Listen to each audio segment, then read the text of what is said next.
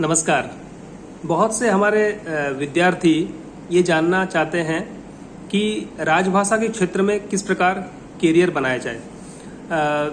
आमतौर पे जो हमारे हिंदी के विद्यार्थी होते हैं, जो हिंदी में ग्रेजुएशन या पोस्ट ग्रेजुएशन कर रहे हैं, उनके लिए आगे चल के जो करियर के विकल्प होते हैं वो कुछ इस प्रकार होते हैं कि हिंदी में एमए या बीए करने के पश्चात वह बीएड करें और बीएड के बाद हिंदी अध्यापक के रूप में नियुक्ति प्राप्त करें।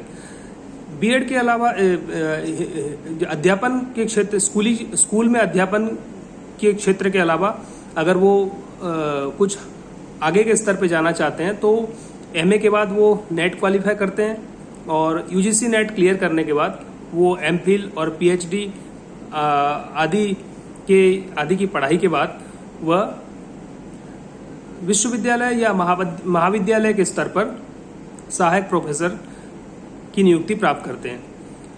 इसके अलावा पत्रकारिता का भी बड़ा व्यापक क्षेत्र है। इसमें इलेक्ट्रॉनिक मीडिया और प्रिंट मीडिया दोनों ही क्षेत्र में हिंदी और अंग्रेजी दोनों का ज्ञान रखने वाले विद्यार्थियों की भारी मांग है। तो अध्यापन, मीडिया, इसके अलावा राजभाषा का भी एक बड़ा व्यापक और विस्तृत क्षेत्र है, क्योंकि आप जानते हैं कि पूरे भारतवर्ष में बहुत सारे केंद्र सरकार के संस्थान हैं, मंत्रालय है, विभाग है, बैंक हैं, स्वायत्त निगम हैं, स्वायत्त संस्थान हैं, केंद्रीय विश्वविद्यालय हैं, आईआईटीज हैं, एनआईटीज हैं, आइजर, नाइजर और बहुत सारे ऐसे संस्थान हैं जहाँ पे राजभाषा नियमों के अनुसार हिंदी सहायक, हिंदी अनुवादक, सहायक निदेशक राजभाषा, हिंदी अधिकारी, राजभाषा अधिकारी, ऐसे अलग अलग डेजिग्नेशन के साथ, अलग अलग पदनाम के साथ भर्ती की जाती है। पद निकाले जाते हैं।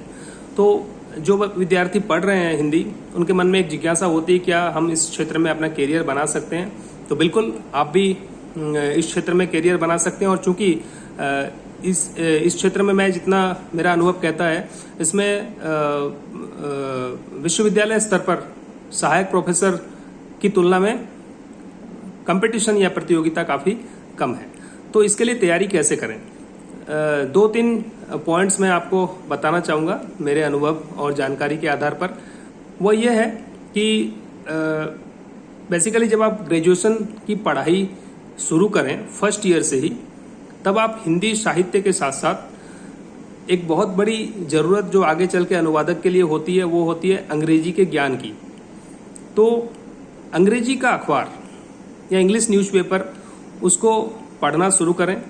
इससे आपका जो अंग्रेजी के ऊपर आपकी पकड़ जो है मजबूत होगी, अंग्रेजी भाषा का ज्ञान बढ़ेगा, नए नए शब्द आप सीखेंगे और आपकी जो अंग्रेजी में वोकैबुलरी है वो स्ट्रांग होगी।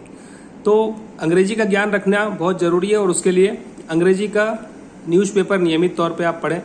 और ग्रेजुएशन पास करने के पश्चात जब आप एमए में जाते हैं, मास्टर डिग्री में जाते हैं, तो उसमें आप एमए इन हिंदी या एमए इन ट्रांसलेशन, इस तरीके के जो विषय हैं, या एमए इन अप्लाइड हिंदी, इस तरीके के भी अब विषय आने लगे हैं विश्वविद्यालयों में, जो ज़्यादा वोकेशनल हैं, ज़्यादा रोजगार उन्मुख हैं।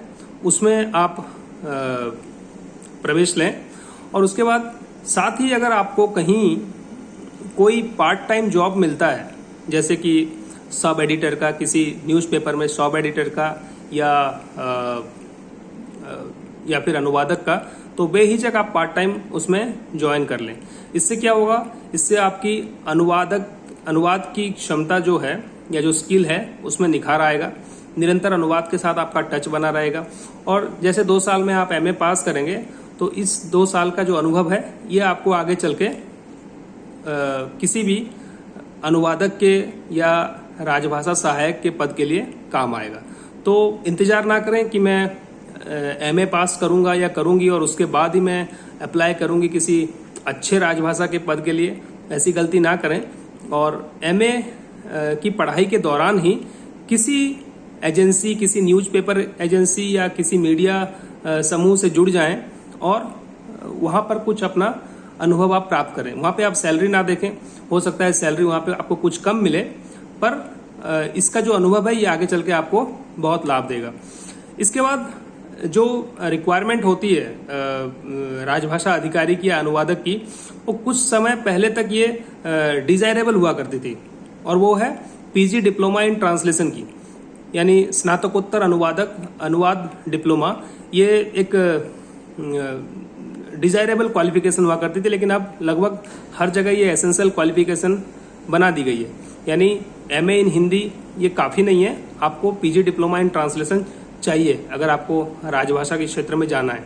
तो जैसे ही आपका एमए कंप्लीट हो, वैसे ही आप बिना अपना समय बर्बाद किए, बिना अपना साल खराब किए, किसी अच्छे विश्वविद्यालय में रेगुलर पीजी डिप्लोमा कर लें।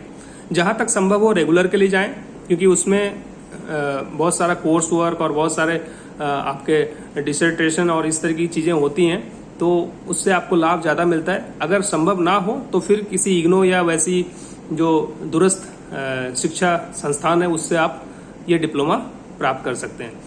तो ये एक डिप्लोमा बहुत ज़रूरी हो गया है अनुवाद का, और ये डिप्लोमा आप निश्चित तौर पे कर लें।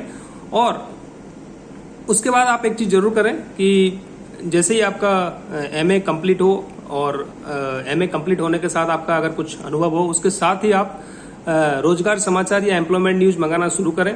और वहाँ पे किसी आईआईटी में, एनआईटी में अगर राजभाषा सहायक का पद निकलता है, या ऐसा कोई अनुवादक का पद निकलता है जो अनुभव नहीं मांगता है या 2 साल का अनुभव मांगता है, तो वहाँ पे आप अप्लाई करना शुरू कर दें, बिना इंतजार किए कि मेरी एमए कंप्लीट होगा, डिप्लोमा कंप्लीट होगा। उसे चलने दें और आप अप्लाई करते चलें। और जहाँ भी आपको कॉल आता है वहाँ जाके पूरे आत्मविश्वास के साथ आप अपना साक्षात्कार दें, इंटरव्यू दें। अब इस दौरान अगर आपका चयन कहीं हो जाता है तो बहुत अच्छी बात है, और चयन नहीं होता है तो आप बिल्कुल निराश ना हो, और एमए के बाद आप अपना diploma, PG diploma in translation अच्छे से कंप्लीट करें, अच्छे अंकों के साथ उसे पूरा करें। और फिर एक और बहुत जरूरी चीज हो गई है, वो हो गई है कंप्यूटर का ज्ञान।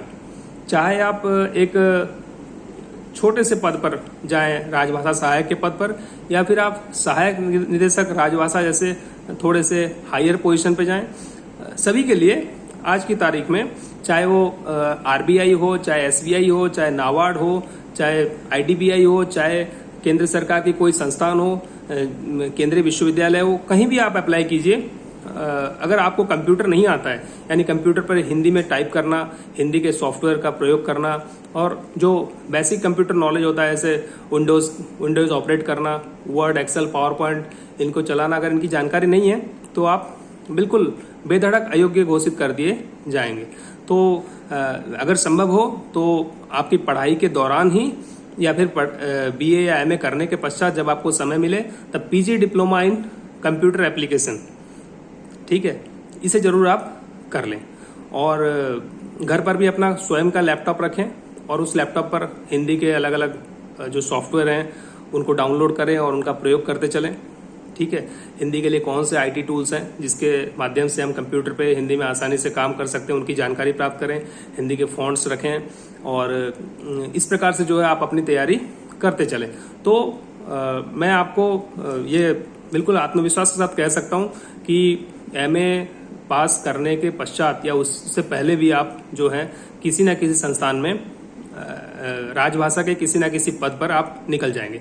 और एक बार अगर आपने कहीं ज्वाइन कर ली तो उसका अनुभव आपको, जो कहते हैं ना सीढ़ियों का काम करता है, वो आप उसे अपना डेजिग्नेशन या मंजिल ना बनाएं, उसे सीढ़ी की तरह उसका प्रयोग करें और आगे बढ़ते जाएं।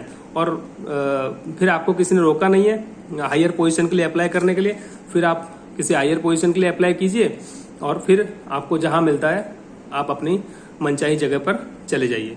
तो इस क्षेत्र में पारदर्शिता अधिक है, पद ज़्यादा हैं, और थोड़ी सी हिंदी के साथ साथ अंग्रेजी, अनुवाद और कंप्यूटर, इन 3 विषयों का ज्ञान अगर आपके पास है तो आप राजभाषा के क्षेत्र में अपना करियर बना सकते हैं।